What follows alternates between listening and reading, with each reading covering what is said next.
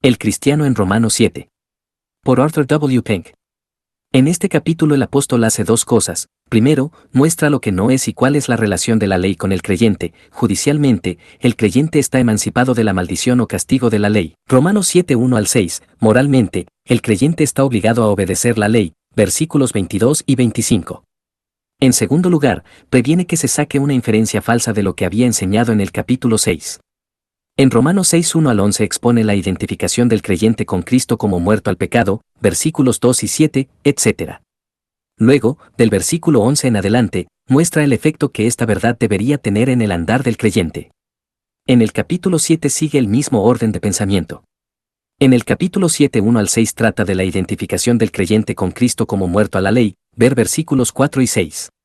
Luego, del versículo 7 en adelante describe las experiencias del cristiano. Así, la primera mitad de Romanos 6 y la primera mitad de Romanos 7 tratan de la posición del creyente, mientras que la segunda mitad de cada capítulo trata del estado del creyente, pero con esta diferencia. La segunda mitad de Romanos 6 revela cuál debe ser nuestro estado, mientras que la segunda mitad de Romanos 7, versículos 13 al 25, muestra cuál es realmente nuestro estado. El conflicto en el creyente. La controversia que ha arreciado en torno a Romanos 7 es en gran parte fruto del perfeccionismo de Wesley y sus seguidores. El hecho de que hermanos, a quienes tenemos motivos para respetar, hayan adoptado este error en una forma modificada, solo demuestra cuán extendido está hoy el espíritu del laodicenismo. Hablar de salir de Romanos 7 para pasar a Romanos 8 es una locura sin excusa. Romanos 7 y 8 se aplican con fuerza y pertinencia inalteradas a cada creyente en la tierra hoy. La segunda mitad de Romanos 7 describe el conflicto de las dos naturalezas en el Hijo de Dios, simplemente expone en detalle lo que se resume en Gálatas 5:17. Romanos 7, 14, 15, 18, 19 y 21 son ahora ciertos para cada creyente en la tierra. Cada cristiano está muy lejos de la norma que se le ha puesto delante. Nos referimos a la norma de Dios, no a la de los llamados maestros de la vida victoriosa. Si algún lector cristiano está dispuesto a decir que Romanos 7:19 no describe su vida, le decimos con toda amabilidad que está tristemente engañado. No queremos decir con esto que todo cristiano quebranta las leyes de los hombres, o que es un transgresor manifiesto de las leyes de Dios. Pero sí queremos decir que su vida está muy por debajo del nivel de la vida que nuestro Salvador vivió aquí en la tierra.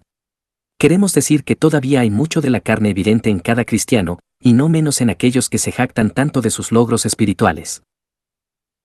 Queremos decir que todo cristiano tiene una necesidad urgente de orar diariamente por el perdón de sus pecados diarios, Lucas 11:4, porque todos tropezamos muchas veces, Santiago 3:2. En lo que sigue nos limitaremos a los dos últimos versículos de Romanos 7, en los que leemos, miserable de mí.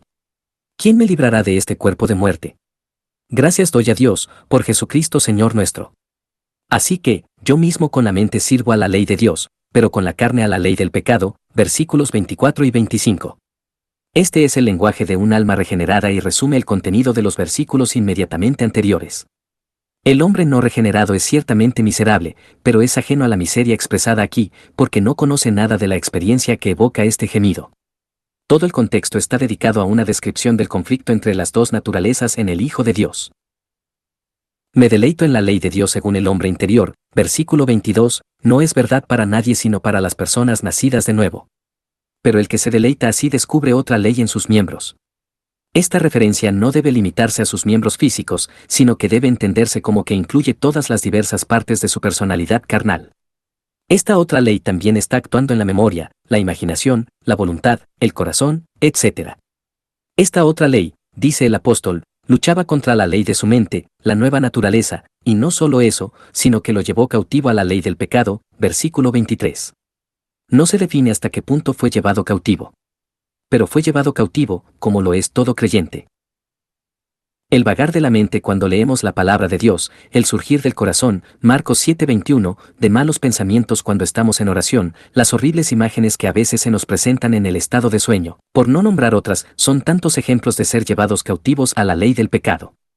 Si el principio malo de nuestra naturaleza prevalece y provoca un pensamiento malo, nos ha tomado cautivos. Hasta ese punto ha vencido, y hasta ese punto estamos derrotados y hechos prisioneros, Robert Holden, 1764 a 1842. Es la conciencia de esta lucha interna y de este ser llevado al cautiverio del pecado lo que hace que el creyente exclame, miserable de mí. Este es un clamor que surge de una profunda comprensión del pecado que mora en él. Es la confesión de alguien que sabe que en su hombre natural no mora nada bueno. Es el lamento triste de alguien que ha descubierto algo del horrible pozo de iniquidad que hay en su propio corazón. Es el gemido de un hombre divinamente iluminado que ahora se odia a sí mismo, a su yo natural, y anhela la liberación. La experiencia normal del creyente. Este gemido, miserable de mí, expresa la experiencia normal del cristiano, y cualquier cristiano que no gime de esa manera se encuentra en un estado espiritual anormal y malsano. El hombre que no profiere este gemido diariamente está tan fuera de comunión con Cristo, o tan ignorante de la enseñanza de las Escrituras, o tan engañado acerca de su condición actual, que no conoce la corrupción de su propio corazón y el abyecto fracaso de su propia vida. El que se inclina ante la enseñanza solemne y escrutadora de la palabra de Dios, el que aprende allí la terrible ruina que el pecado ha forjado en la constitución humana, el que ve el exaltado modelo de santidad que Dios ha puesto ante nosotros, no puede dejar de descubrir qué vil miserable es. Si se le da a contemplar cuánto le falta para alcanzar el modelo de Dios, si, a la luz del santuario divino, descubre cuán poco se parece al Cristo de Dios, entonces encontrará este lenguaje más adecuado para expresar su piadoso dolor. Si Dios le revela la frialdad de su amor, el orgullo de su corazón, los vagabundeos de su mente, el mal que contamina sus actos más piadosos, clamará, miserable de mí. Si es consciente de su ingratitud, de cuán poco aprecia las misericordias diarias de Dios, si nota la ausencia de ese fervor profundo y genuino que siempre debe caracterizar su alabanza y adoración a aquel que es glorioso en santidad, Éxodo 15:11, si reconoce ese espíritu pecaminoso de rebelión, que tan a menudo lo hace murmurar o al menos irritarse contra las dispensaciones de Dios en su vida diaria, si intenta tabular no solo los pecados de comisión sino también los pecados de omisión, de los cuales es culpable diariamente, de hecho clamará, miserable de mí. Y no es solamente el cristiano rebelde, ahora convicto, quien llorará de esta manera. El que está verdaderamente en comunión con Cristo, también emitirá este gemido, y lo emitirá diariamente y a cada hora. Sí, cuanto más se acerque a Cristo, más descubrirá las corrupciones de su vieja naturaleza, y más anhelará fervientemente ser liberado de ellas. La mugre y el polvo no quedan completamente expuestos hasta que la luz del sol inunda una habitación. Por lo tanto, es solamente cuando realmente entramos en la presencia de aquel que es la luz, que nos damos cuenta de la suciedad y la maldad que moran en nosotros y que contaminan cada parte de nuestro ser. Y tal descubrimiento hará que cada uno de nosotros grite, miserable de mí. Pero, pregunta a alguien, ¿no produce la comunión con Cristo regocijo en lugar de llanto? Respondemos, produce ambos. Lo hizo con Pablo. En el versículo 22 de nuestro capítulo dice, me deleito en la ley de Dios. Sin embargo, solo 2 versículos más adelante clama, miserable de mí. Y este pasaje no es el único. En 2 Corintios 6 el mismo apóstol dice, como entristecidos, mas siempre gozosos, versículo 10. Triste por sus fracasos, por sus pecados diarios. Gozoso por la gracia que todavía soportaba con él, y por la bendita provisión que Dios ha hecho incluso por los pecados de sus santos. Así también en Romanos 8:1 después de declarar, ahora, pues, ninguna condenación hay para los que están en Cristo Jesús, y después de decir, el Espíritu mismo da testimonio a nuestro espíritu de que somos hijos de Dios. Y si hijos, también herederos, herederos de Dios y coherederos con Cristo, versículos 16 y 17, el apóstol añade, pero también nosotros mismos, que tenemos las primicias del Espíritu, nosotros también gemimos dentro de nosotros mismos, esperando la adopción, la redención de nuestro cuerpo, versículo 23. Similar es la enseñanza del apóstol Pedro, en lo cual vosotros os alegráis, aunque ahora por un poco de tiempo, si es necesario, tengáis que ser afligidos en diversas pruebas, 1 de Pedro 1:6. El dolor y el gemido, entonces, no están ausentes de la espiritualidad más alta. En estos días de complacencia y orgullo laodicenses, se habla mucho y se alardea mucho acerca de la comunión con Cristo, pero cuán pocas manifestaciones de ella vemos. Donde no hay un sentido de absoluta indignidad, donde no hay luto por la depravación total de nuestra naturaleza, donde no hay dolor por nuestra falta de conformidad con Cristo, donde no hay gemidos por haber sido llevados al cautiverio del pecado, en resumen, donde no hay clamor, miserable de mí, es muy de temer que no haya comunión con Cristo en absoluto. Cuando Abraham anduvo con el Señor, exclamó, he aquí ahora que he comenzado a hablar a Jehová, aunque soy polvo y ceniza, Génesis 18:27. Cuando Job estuvo cara a cara con Dios, dijo, he aquí que soy vil, Job 44, y nuevamente, me aborrezco a mí mismo, Job 42:6. Cuando Isaías entró en la presencia divina, clamó, ay de mí, que soy muerto, porque soy hombre inmundo de labios, Isaías 6:5. Cuando Daniel tuvo esa maravillosa visión de Cristo, Daniel 10:5 y 6, declaró, no quedó en mi fuerza alguna, porque mi hermosura se cambió en corrupción. Versículo 8. Y en una de las últimas epístolas del amado apóstol a los gentiles, leemos, palabra fiel y digna de ser recibida por todos, que Cristo Jesús vino al mundo para salvar a los pecadores, de los cuales yo soy siervo. Versículo 10. De los cuales yo soy el primero. Primera de Timoteo 1:15.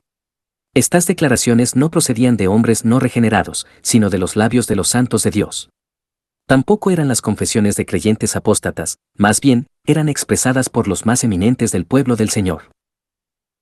¿Dónde, hoy, encontraremos a alguien que sea apto para ser colocado al lado de Abraham, Job, Isaías, Daniel y Pablo?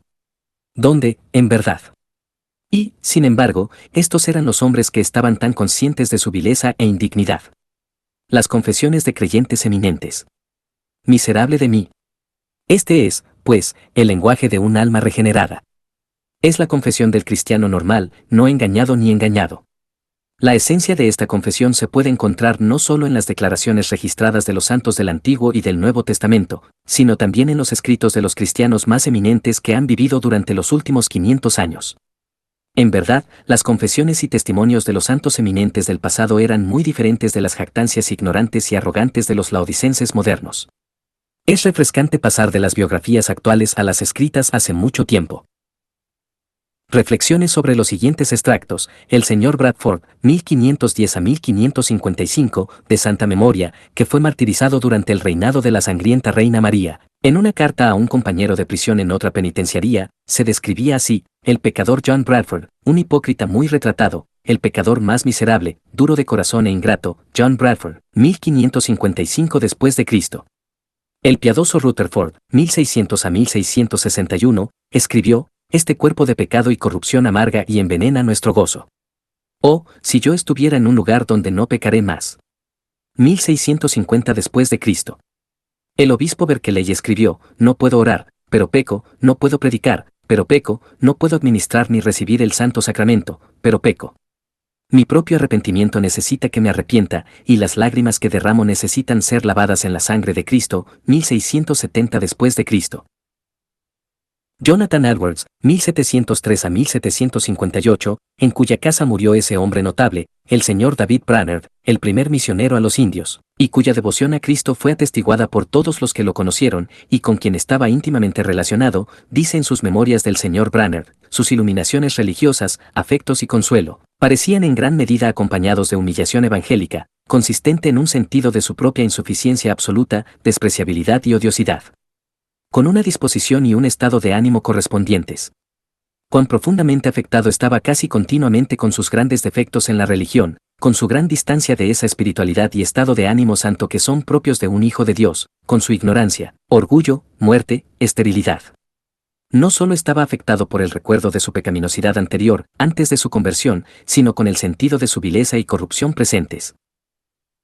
No solo estaba dispuesto a pensar que otros santos eran mejores que él, sí, considerarse a sí mismo como el peor y el menor de los santos, pero, muy a menudo, como el más vil y peor de la humanidad.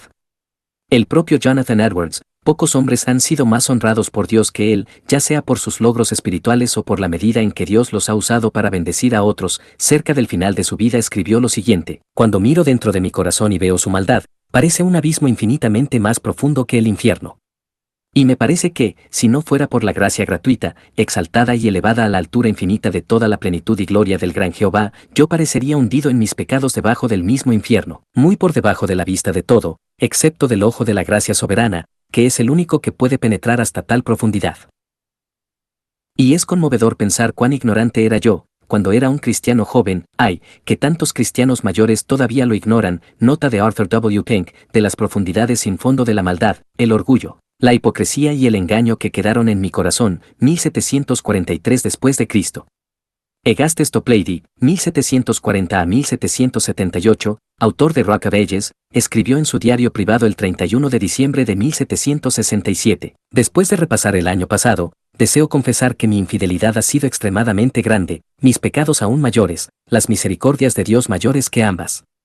Y también, mis defectos y mis malas acciones, mi incredulidad y falta de amor, me hundirían en el infierno más profundo, si Jesús no fuera mi justicia y mi Redentor.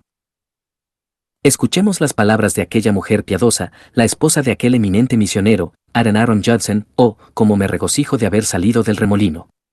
Demasiado alegre, demasiado frívola para ser la esposa de un misionero. Puede ser, pero después de todo, la alegría es mi pecado más leve. Es mi frialdad de corazón, mi apatía, mi falta de fe, mi ineficiencia espiritual y mi inercia, por amor a mí misma, la pecaminosidad inherente y mimada de mi naturaleza, lo que me convierte en una simple infante en la causa de Cristo, no las atracciones del mundo. John Newton, 1725 a 1807, autor de ese bendito himno, Sublime gracia, cuán dulce el sonido, que salvó a un desdichado como yo, una vez estuve perdido, pero ahora soy encontrado, era ciego, pero ahora veo, traducción literal del inglés, al referirse a las expectativas que abrigaba al comienzo de su vida cristiana, escribió así, pero, ay. Estas mis doradas expectativas han sido como sueños de los mares del sur. He vivido hasta ahora como un pobre pecador, y creo que moriré como tal. ¿Acaso no he ganado nada? Sí, he ganado aquello de lo que antes hubiera preferido prescindir. Esa prueba acumulada del engaño y la desesperada maldad de mi corazón, espero que con la bendición del Señor, me haya enseñado, en alguna medida, a saber lo que quiero decir cuando digo, he aquí, soy vil. Me avergonzaba de mí mismo cuando comencé a buscarlo, y ahora me avergüenzo más. James Inglis, editor de Remarks in the Wilderness, al final de su vida le escribió al Sr. J. H. Brooks, al ver el fin de mi vida desde una nueva perspectiva, mi vida parece tan llena de oportunidades desperdiciadas y tan estéril de resultados que a veces es muy dolorosa, pero la gracia llega para compensarlo todo, y Él será glorificado también en mi humillación. 1872. Sobre lo cual el Sr. Brooks comentó, cuán parecido a él y cuán diferente a las jactancias de quienes se glorían en sus logros imaginarios. Una cita más, esta vez de un sermón del difunto Charles Spurgeon, 1834 a 1892. El príncipe de los predicadores dijo, hay algunos cristianos profesantes que pueden hablar de sí mismos en términos de admiración, pero, desde lo más profundo de mi corazón, detesto tales discursos cada día más que vivo. Aquellos que hablan de una manera tan jactanciosa deben ser de una constitución muy diferente a la mía. Mientras ellos se felicitan a sí mismos, yo tengo que postrarme humildemente al pie de la cruz de Cristo y maravillarme de que yo sea salvo, porque sé que soy salvo. Me asombra no creer más en Cristo, y me asombra igualmente tener el privilegio de creer en Él, me asombra no amarlo más, y me asombra igualmente amarlo, me asombra no ser más santo, y me asombra igualmente tener algún deseo de ser santo considerando la naturaleza contaminada, degradada y depravada que todavía encuentro dentro de mi alma, a pesar de todo lo que la gracia divina ha hecho en mí. Si Dios permitiera alguna vez que las fuentes de las grandes profundidades de la depravación se rompieran en el mejor hombre que vive, haría un diablo tan malo como el mismo diablo. No me importa nada lo que estos jactanciosos digan acerca de sus propias perfecciones, estoy seguro de que no se conocen a sí mismos, o no podrían hablar como a menudo lo hacen. Hay yesca suficiente en el santo que está más cerca del cielo para encender otro infierno si Dios permitiera que una chispa cayera sobre él. En el mejor de los hombres hay una profundidad infernal y casi infinita de depravación. Algunos cristianos parecen no descubrir nunca esto. Casi desearía que no lo hicieran, porque es un descubrimiento doloroso para cualquiera, pero tiene el efecto beneficioso de hacernos dejar de confiar en nosotros mismos y hacer que nos gloriemos solo en el Señor. La liberación del creyente. Se podrían citar otros testimonios de los labios y las plumas de hombres igualmente piadosos y eminentes, pero se han citado suficientes para mostrar qué causa han tenido los santos de todos los tiempos para hacer suyas estas palabras, miserable de mí. Unas pocas palabras ahora sobre el versículo final de Romanos 7. ¿Quién me librará de este cuerpo de muerte? ¿Quién me librará? Este no es el lenguaje de la desesperación, sino del deseo sincero de recibir ayuda desde fuera y desde arriba de sí mismo. Aquello de lo cual el apóstol deseaba ser librado se llama el cuerpo de esta muerte. Esta es una expresión figurativa para la naturaleza carnal llamada el cuerpo del pecado, y que tiene miembros, Romanos 7:23. Por lo tanto, entendemos que el significado del apóstol es, ¿quién me librará de esta carga mortal y nociva, mi yo pecador? En el versículo siguiente el apóstol responde a su pregunta, doy gracias a Dios, por medio de Jesucristo nuestro Señor. Debería ser obvio para cualquier mente imparcial que esto mira hacia el futuro. Su pregunta fue, ¿quién me librará? Su respuesta es, Jesucristo lo hará. Esto expone el error de aquellos que enseñan una liberación presente de la naturaleza carnal por el poder del Espíritu Santo. En su respuesta, el apóstol no dice nada acerca del Espíritu Santo, en cambio, menciona solamente a Jesucristo nuestro Señor. No es por la obra presente del Espíritu en nosotros que los cristianos serán liberados de este cuerpo de muerte, sino por la venida aún futura del Señor Jesucristo por nosotros. Es entonces que esto mortal se vestirá de inmortalidad y esta corrupción se vestirá de incorrupción. Pero, como para eliminar toda duda de que esta liberación es futura, el apóstol concluye diciendo, así que, yo mismo con la mente sirvo a la ley de Dios, más con la carne a la ley del pecado. Que cada lector note cuidadosamente que esto viene después de haber dado gracias a Dios por ser liberado. La última parte del versículo 25 resume lo que había dicho en la segunda parte de Romanos 7. Describe la vida dual del cristiano. La nueva naturaleza sirve a la ley de Dios, la vieja naturaleza, hasta el fin de la historia, servirá a la ley del pecado. Que así fue con el mismo Pablo queda claro por lo que escribió al final de su vida, cuando se llamó a sí mismo el primero de los pecadores, 1 Timoteo 1:15. Eso no fue la exageración del fervor evangélico, y mucho menos fue la modestia fingida de la hipocresía. Fue la convicción segura, la experiencia sentida, la conciencia firme de alguien que vio profundamente en las profundidades de la corrupción dentro de sí mismo y que sabía cuán lejos estaba de alcanzar la norma de santidad que Dios puso delante de él. Tal será también la conciencia y la confesión de todo otro cristiano que no esté cegado por la vanidad. Y el resultado de tal conciencia será que lo hará desear más ardientemente y agradecer a Dios más fervientemente por la liberación prometida al regreso de nuestro Salvador y Señor, cuando Él transformará el cuerpo de la humillación nuestra, para que sea semejante al cuerpo de la gloria suya, por el poder con el cual puede también sujetar a sí mismo todas las cosas, Filipenses 3:21, y habiendo hecho esto, Él nos presentará sin mancha delante de su gloria con gran alegría, Judas 24. Aleluya, ¡qué Salvador! Es notable que la única otra vez que se encuentra la palabra miserable, la única otra vez también en griego, en el Nuevo Testamento, ocurre en Apocalipsis 3:17, donde Cristo dice a los laodicenses, «Y no sabes que eres un miserable». Su jactancia era que no tenía necesidad de nada. Estaban tan hinchados de orgullo, tan satisfechos con sus logros, que no conocían su miseria. ¿Y no es esto lo que presenciamos por todas partes hoy? ¿No es evidente que ahora estamos viviendo en el periodo laodicense de la historia de la cristiandad? Muchos eran conscientes de la necesidad, pero ahora se imaginan que han recibido la segunda bendición, o el bautismo del Espíritu, o que han entrado en la victoria, y, imaginándose esto, imaginan con cariño que su necesidad ha sido satisfecha. Y la prueba de esto es que son ellos mismos los que no saben que son miserables. Con un aire de superioridad espiritual, te dirán que han salido de Romanos 7 y han entrado en Romanos 8. Con una complacencia lastimosa dirán que Romanos 7 ya no describe su experiencia. Con satisfacción petulante mirarán con compasión al cristiano que clama, miserable de mí, y, como el fariseo en el templo, darán gracias a Dios de que su situación sea diferente. Pobres almas ciegas. Es precisamente a estas a las que el Hijo de Dios dice aquí, y no sabes que eres un desdichado. Decimos almas ciegas, porque fíjate que es a estos laodicenses a quienes Cristo dice, unge tus ojos con colirio, para que veas, Apocalipsis 3:18. Debe observarse que en la segunda mitad de Romanos 7 el apóstol habla en singular. Esto es sorprendente y muy bendito. El Espíritu Santo nos quiere indicar que los logros más elevados en la gracia no eximen al cristiano de la dolorosa experiencia que allí se describe.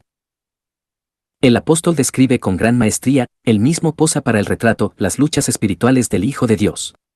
Con una referencia a su propia experiencia personal, ilustra el conflicto incesante que se libra entre las naturalezas antagónicas en el que ha nacido de nuevo.